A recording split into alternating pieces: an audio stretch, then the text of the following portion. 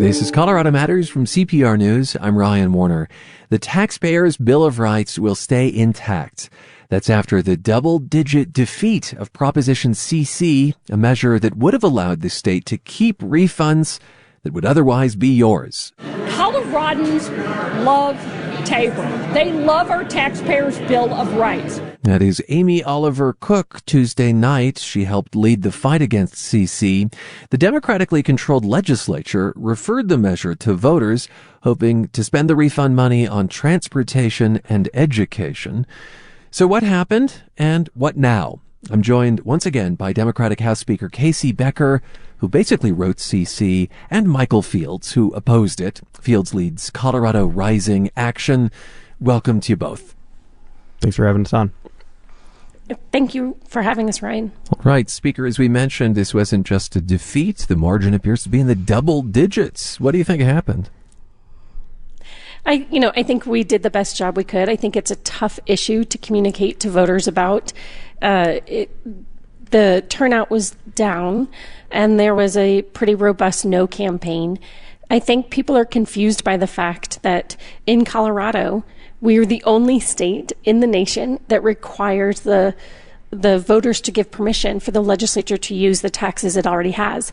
That's a confusing thing for people, and they didn't believe that. And they also were getting some misinformation about, wait, I don't get to keep my tax refunds.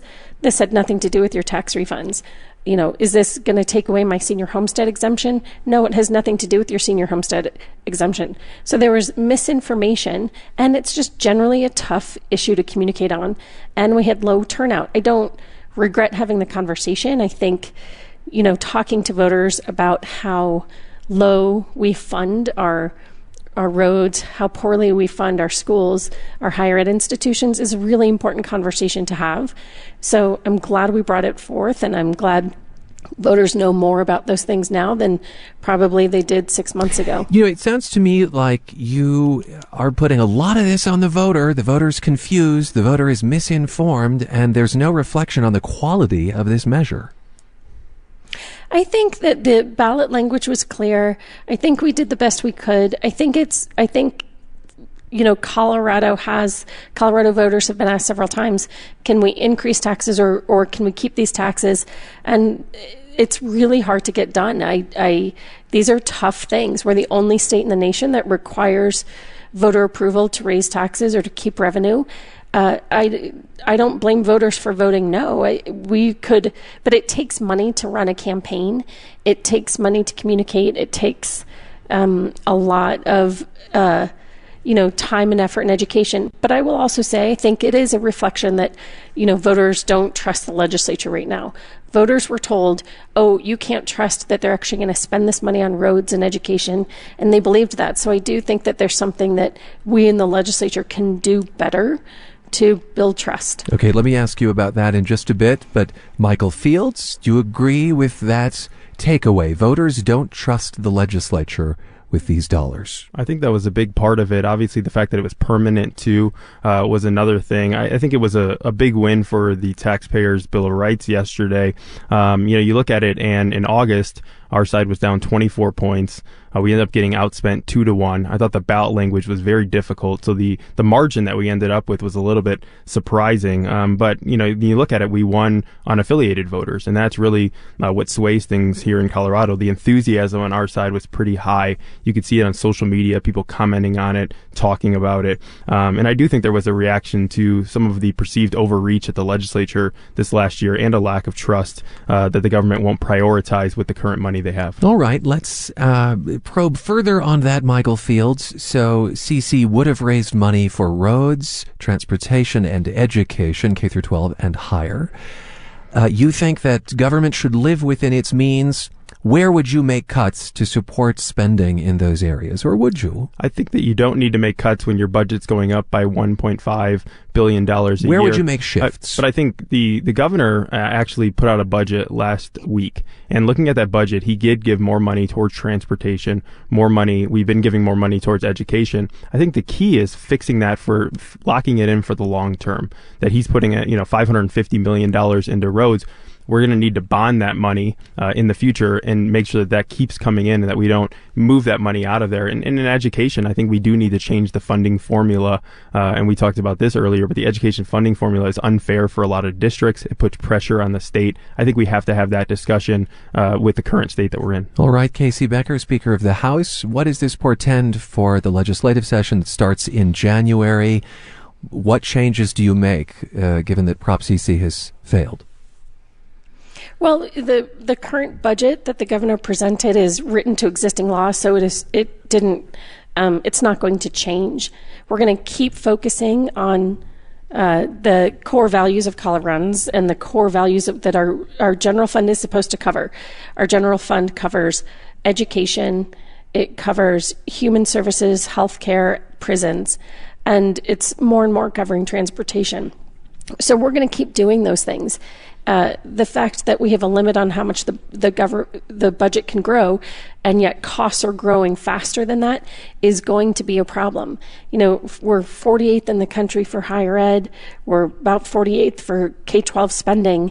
There's no additional room in the general fund to do better by those things unless you're cutting prisons, cutting healthcare, taking people off Medicaid. So it's going to be a challenge. What do you do?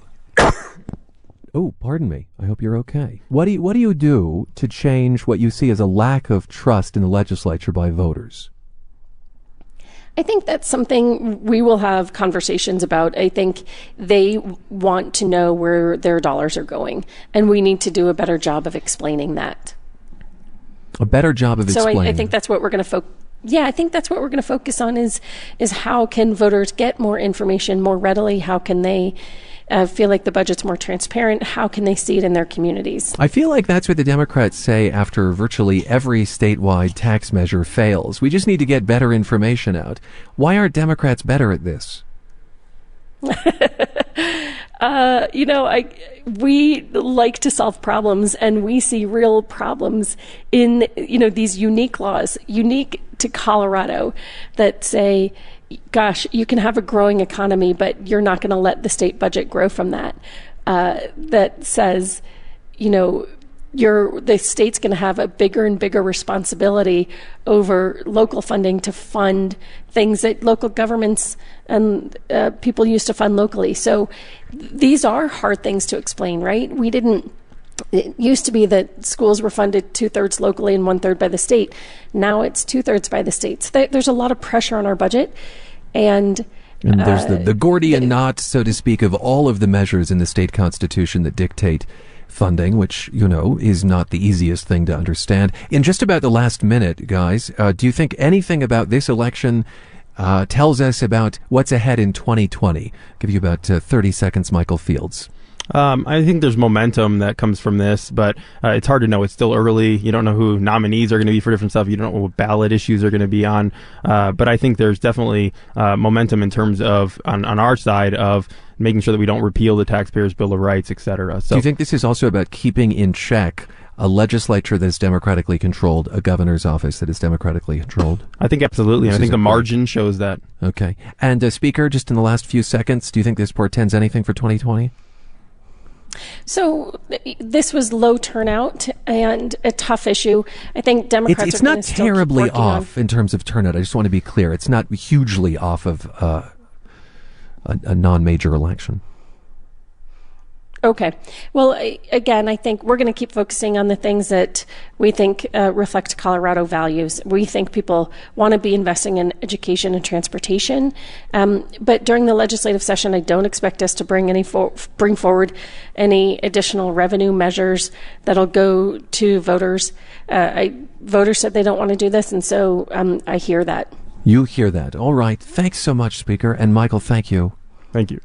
Democratic Speaker of the House Casey Becker of Boulder, and Michael Fields, Executive Director of Colorado Rising Action, who is opposed to Prop CC, which has failed.